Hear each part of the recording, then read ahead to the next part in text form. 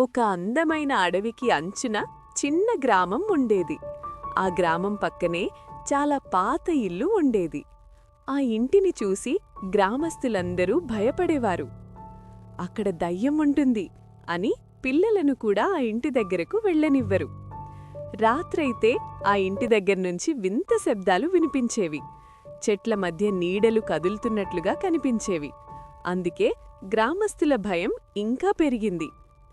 కాని నిజమేమిటంటే ఆ ఇంట్లో ఉండే దయ్యం చాలా మంచి మనసున్నది. దాని పేరు చిన్ను దయ్యం.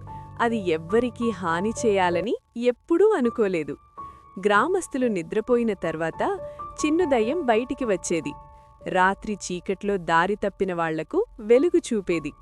నీరు దొరకని వృద్ధులకు బావినుంచి నీళ్లు తెచ్చేది. ఒకరోజు వర్షాకాలం వచ్చింది. అడవి మొత్తం చీకటిగా మారింది.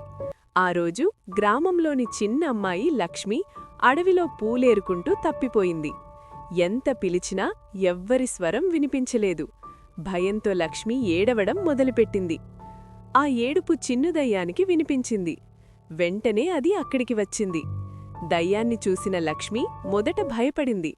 కాని దయ్యం వెల్లగా నవ్వుతూ, "భయపడద్దు, నేను నీకు సహాయం చేయడానికి వచ్చాను" అని చెప్పింది. చిన్ను దయ్యం తన చేతిలో వెలుగు వెలిగించి అడవిలో దారి చూపించింది. లక్ష్మి చేతిని పట్టుకొని జాగ్రత్తగా గ్రామం వైపు తీసుకెళ్ళింది. కొద్దిసేపటిలోనే లక్ష్మి తన ఇంటి దగ్గర చేరుకుంది. అమ్మానాన్నలు తమ కూతురిని చూసి ఆనందంతో కంటతడి పెట్టారు. వారు దయ్యానికి కృతజ్ఞతలు తెలిపారు. ఈ విషయం గ్రామం మొత్తం పాకింది. మరుసటి రోజు గ్రామస్తులందరూ పాత ఇంటి దగ్గరకు వచ్చారు. చిన్ను దయ్యం భయంతో దాక్కుంది. కాని గ్రామ పెద్ద ముందుకు వచ్చి, "మాకు నిన్ను చూసి భయం లేదు, నీ మంచి మనసు మాకు తెలిసింది" అన్నారు. అప్పటినుంచి గ్రామస్తులు దయ్యాన్ని తమ మిత్రుడిగా భావించారు. పిల్లలు దయ్యంతో కథలు విన్నారు, ఆటలాడారు. ఆ పాత ఇల్లు ఇక భయానికే కాదు, స్నేహానికి గుర్తుగా మారింది. అప్పటినుంచి ఆ గ్రామంలో ఎవ్వరూ రూపాన్ని బట్టి తీర్పు చెప్పలేదు.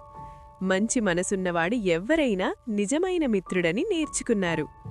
మోరల్: రూపంగాదు, మంచి మనసే నిజమైన అందం.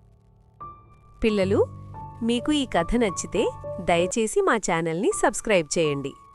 ఈ కథను మీ స్నేహితులతో, మీ అన్నాచెల్లెళ్లతో షేర్ చేయడం మర్చిపోవద్దు. ఇంకా మంచి కథలతో మళ్ళీ కలుద్దాం.